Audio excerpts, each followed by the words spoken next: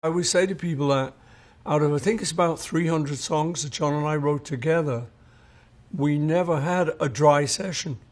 We'd always come in and we never went away from the session going, couldn't get it today.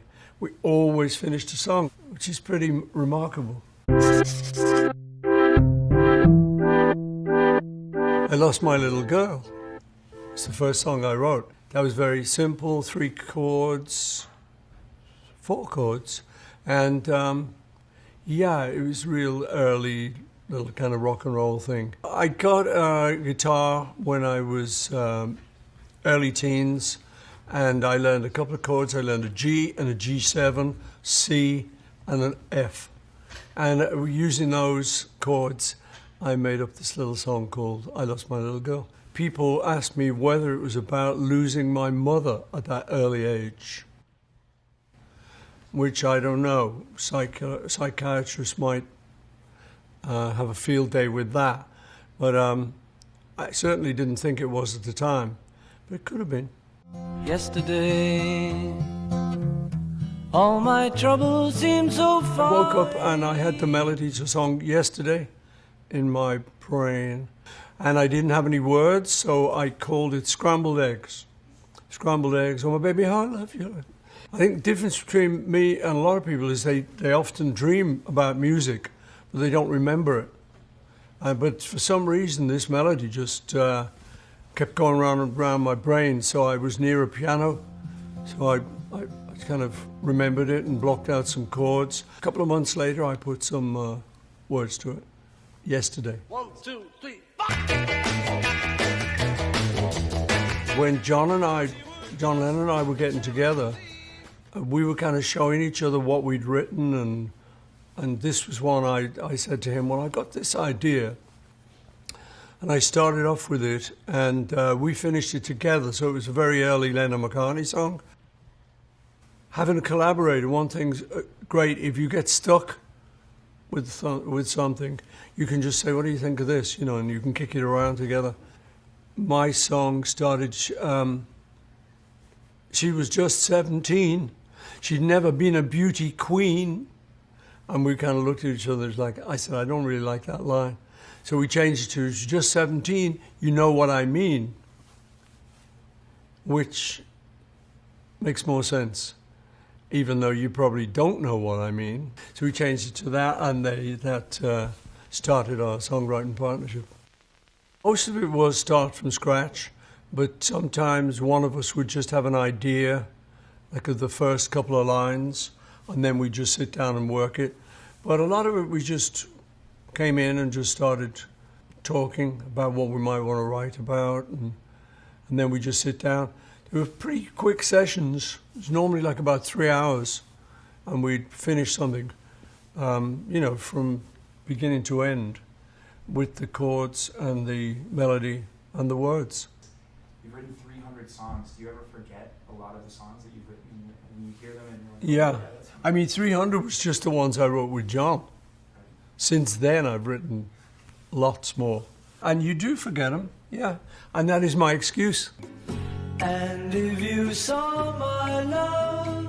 And I love her. I brought it, I'd written it, and I brought it into the studio, and I was showing the guys. George Martin, our producer, said, it'd be nice to have an intro on it. You know, nice to have a little something leading the song in. So we were sitting around thinking. And George Harrison just went, what about this? Do, do, do, do. And I think, you know, that song wouldn't be anything without that. We just came up with it.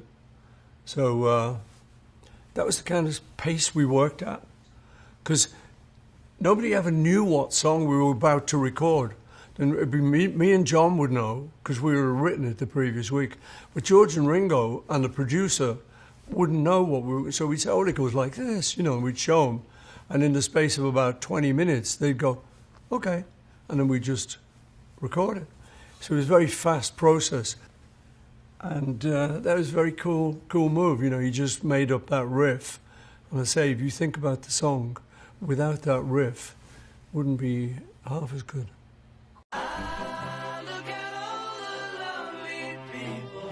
And Rigby was, When I was really little, I lived on what we call a housing estate, which is like a project. There were a lot of old ladies, and I enjoyed sitting around with these older ladies because they had these great stories, in this case, about World War II, you know. And one in particular who I used to kind of just visit, and I'd kind of go shopping for her, you know, she couldn't get out. So anyway, so I remember her. So I had that figure in my mind of a sort of lonely old lady. And over the years, I'd met a couple of others, and I don't know, maybe the loneliness made me sort of empathize with them. But I thought it was a great character. So I started this song about a lonely old lady who picks up the rice in the church, who never really gets the dreams in her life. And then I added in the priest, the vicar, Father Mackenzie. And so there was just the two characters, you know. So it was nice. It was like writing a short story. But it was based basically on these old ladies that I had known as a kid. Father Mackenzie, in the song, I originally had Father McCartney. But when I came to finish it up with John, I brought it to John, and we were playing it around. And I said, I don't want to call this Father McCartney because it's like my dad. It just is a bit confusing. And he said, no, it's fine. It's fine. I said, no, I don't like it. So I said, okay, let's change it. So we got the phone book, and we just went right down to sort of McCartney, and looked for something. And the next one was like Mackenzie. I said, that's better. So it became Father Mackenzie. Sometimes I do that, you know, just to block it out. So you don't spend forever trying to figure out the exact lyric. You just go ba-da-da-da-da. So it could be Barbara Hawkins, Miss Daisy. And you just leave it for like that, and then you go, I don't really like that. So I was looking around for another name. There's a kind of strange story about that, because I like the name Eleanor. We've been working with an actress called Eleanor Braun in the Beatles film Help.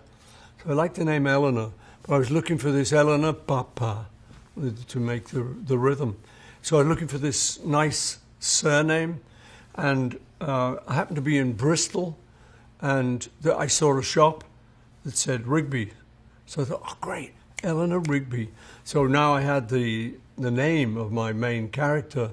But then years later, somebody else is researching this, and they said, you know, in that village where John used to live, there's a graveyard in the church, and there is a gravestone there to an Eleanor Rigby. So I said, did I subconsciously know that name? Why would I go around searching for it? I don't know. I think it's maybe a coincidence, but there is a gravestone in Liverpool, in a place called Woolton, where me and John met, that does say Eleanor Rigby.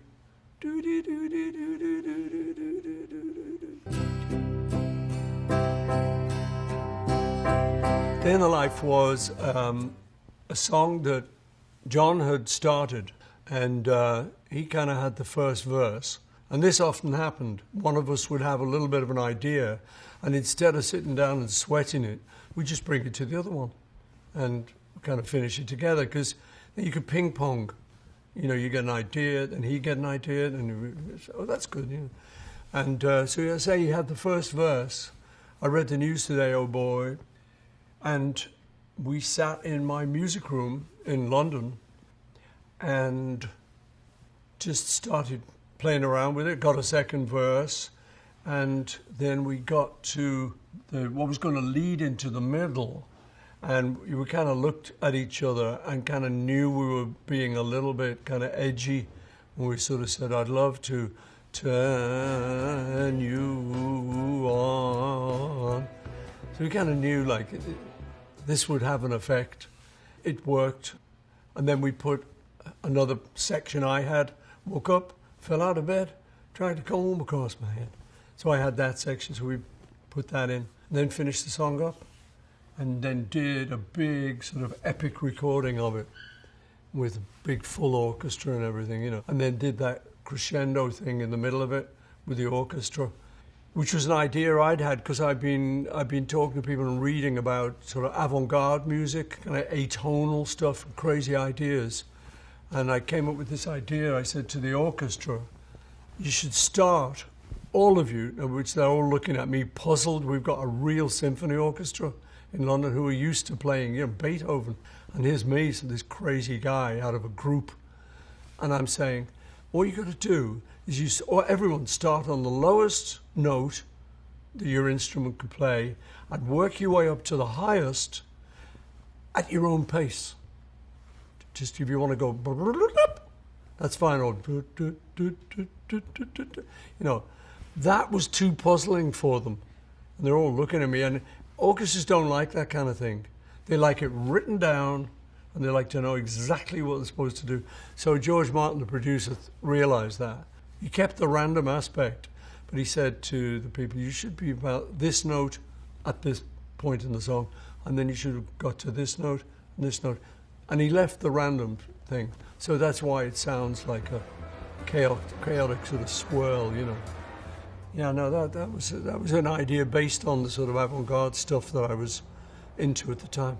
Hey Jude, don't make it bad. John and his wife Cynthia had divorced, and I felt a bit sorry for their son, who was now a little bit, a child of a divorce.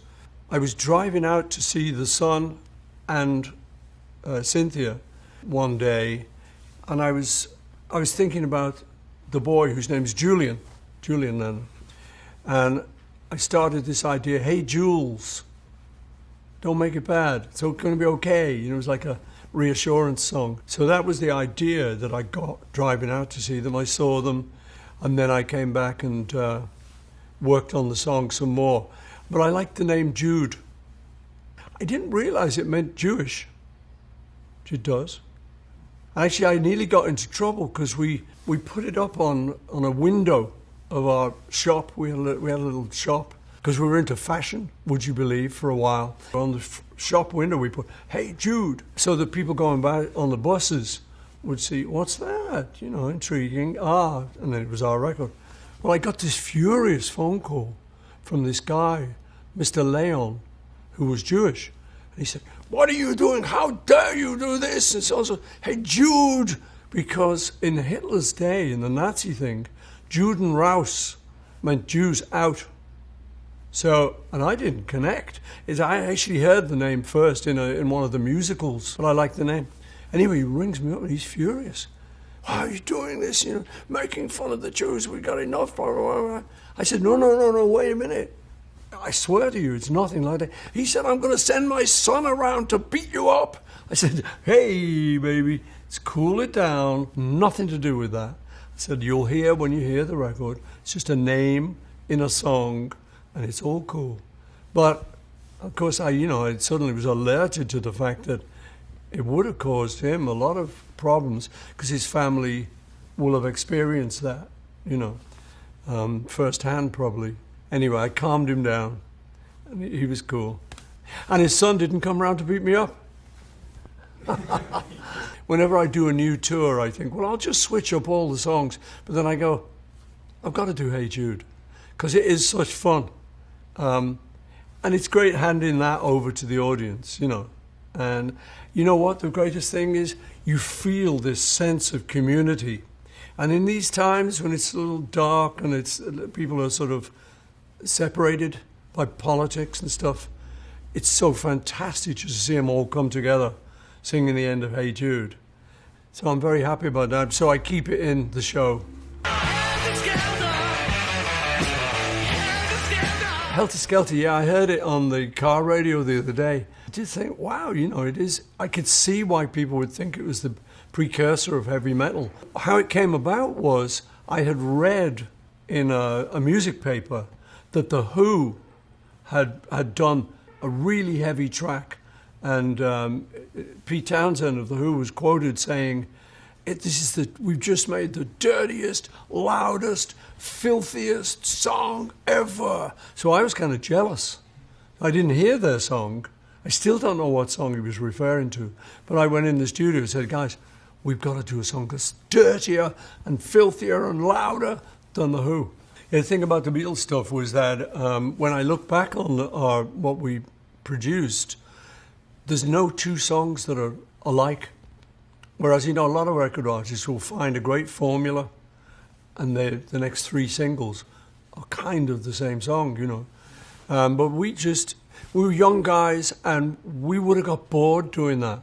And the worst thing ever, seeing as we're allowed in the studio, allowed to play guitars and things, the worst thing ever would have been just to sit around bored. So we always changed whatever we were about to do and did something different. So I had this Helter Skelter thing, and we did that. And it is pretty raw, it's pretty screamy. But it was good to do. We did a lot of takes on it, so it was hard on Ringo. On one of the takes, you can hear him right at the end. He says, "I got blisters on my fingers." He'd been drumming so hard and so loud, that.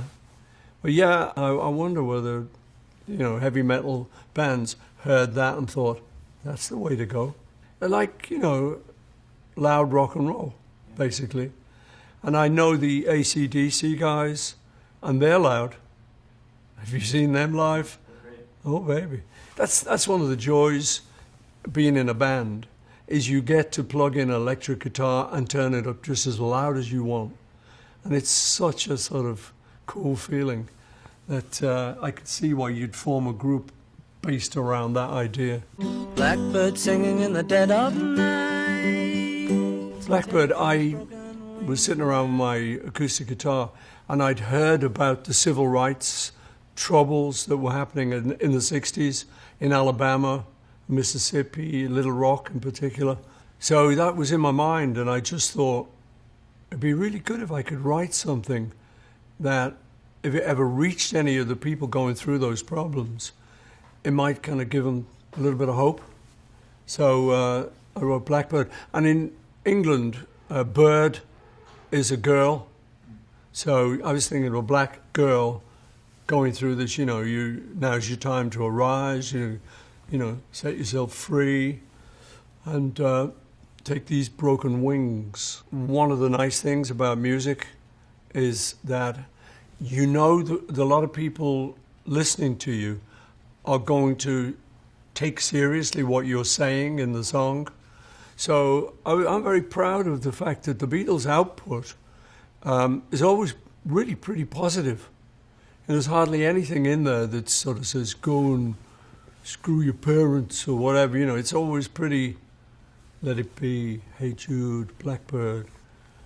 So it's hopefully a good message. I particularly like that.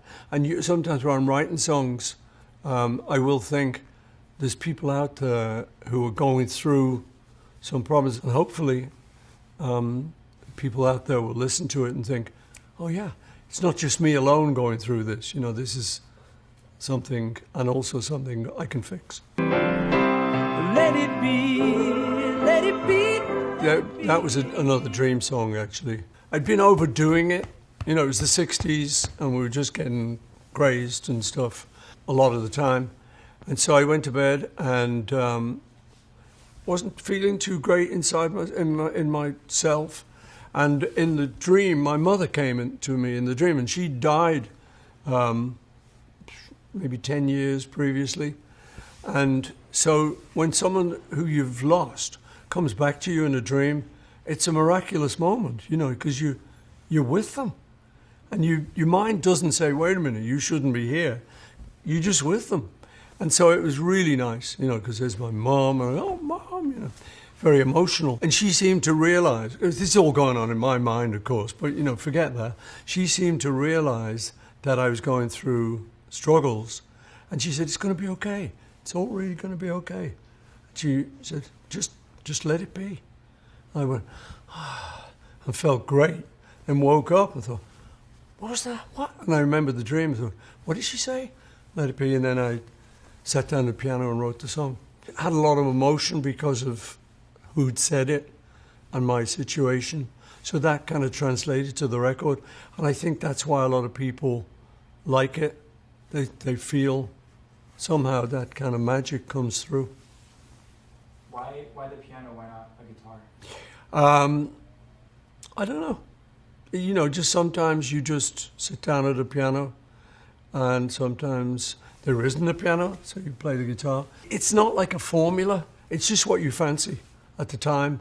And that particular song, there was a piano in my room, so I just sort of wrote it on the piano. And it still is a piano song when I do it live. It's a piano song. Those times after the 60s were pretty high. And, you know, a lot of people were getting high. So to me, it's just like a fantasy song. So it's, hey, girl, come on, let's get high. And now I must admit, it can get a little bit embarrassing because I've got grandkids. And here's me going, yes, everybody get high. So when we do it live, I kind of go, let's get high on life. A little bit of a disclaimer there, you know. But at the time, it was just about the times and multicolored band. And it's very much a period piece, but it goes down well. And one of my guys sort of rang me up and said, hey, you know, we've got a problem. What? Oh, the BBC have just banned High, they won't play it. Why not? Well, it's drug related, and they're pretty straight-laced, you know. One of my 2 banned records. I can see why. And if I said After John died, there'd been a lot of talk about who did what and who liked who, and did the Beatles argue, and I was almost buying into this idea that me and John were sort of fighting all the time. But I just remembered it wasn't true. So I wrote this song about, you know, if you were here, you might say this or that, but I know better. I remember well some of the things we did. Yeah, it was really for me thinking about John and just thinking, you know what, we had a great relationship. And like any family, there's always arguments, there's always disputes, but in the end, you know, we loved each other. And I wanted to make a song where I actually said I love you to John. And so that was that song. Again, it's quite emotional, you know, because it came from a real feeling about him, and wanting to correct the record kind of in my mind as much as in anyone else's mind. And there are some photos from that period which are really beautiful. And there's just him and me working, and you can see we loved each other. So, but you know, once all these rumors go about, you almost buy into them yourself. Anyway, so that song kind of helped me set the record straight. I was in a songwriting mood, and I was up in Scotland. I just thought, okay, I've just got to go somewhere and try and write a song. And we happened to have a little pony that was called Jet on the farm. I was on a farm in Scotland. And I actually took my guitar and hiked up this great big hill. I just kind of found myself a place which is in the middle of nature, and just sat there and just started making up a song, you know. It's not one of those songs that even when I sing it now, I don't kind of know where all the words came from. I know where Jet came from, and I like the name. The words are probably about me and my father-in-law, you know, early days of getting married, and when your father-in-law is kind of a nuisance, and you kind of, hey, so he's probably the major in it. But, you know, it's only a song, so you kind of work your things out. That one was written halfway up a mountain in Scotland, then recorded in Nigeria, yeah.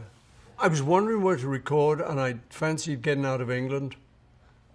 So I asked my record label, which is EMI, to supply me with a list of all the studios they had around the world. I knew they had a lot. And one was in China, one was in Rio de Janeiro, and one was in Lagos, Nigeria. So I went, yeah, Lagos, come on. Because I like African music a lot. I love the rhythms of African music. And so I chose that, not realizing that it would be a really basic little studio.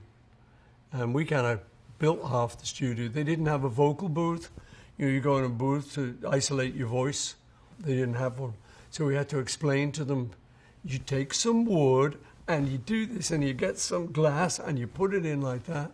So we built the vocal booths. But it was kind of nice. I liked the primitive aspect of it.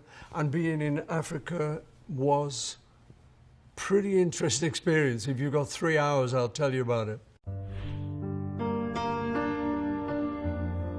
I Don't Know is the one that opens the album, and it's much more angst-ridden.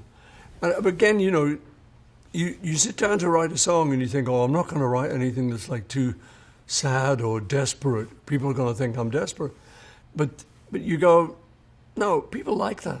I like that. So I'm going to write something. You can often take a moment you remember where you had, like, let's say, an argument, and you think of that situation and you work it out in the song. So just by saying the opening lines, I've got crows up my window, dogs at my door, I don't think I can take any more, that makes you feel better. And you suddenly, oh, it's a song. And you're crafting it into a vehicle that kind of puts all those thoughts in there, all your kind of troubles and woes. So you kind of work your things out in songs. One of the great things about writing songs, it's almost like a therapy. You can go in kind of angry or sad and you put all of that in the song, and it kind of makes the song better because it's real feelings in it. And when you finish the song, you feel a lot better.